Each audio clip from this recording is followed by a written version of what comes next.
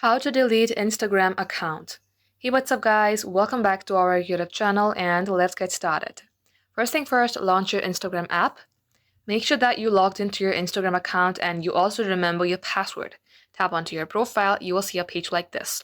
Tap on 3-bar icon and under your account, tap on Account Center. Here tap on this personal details under account settings. As you do so, tap on account ownership and control.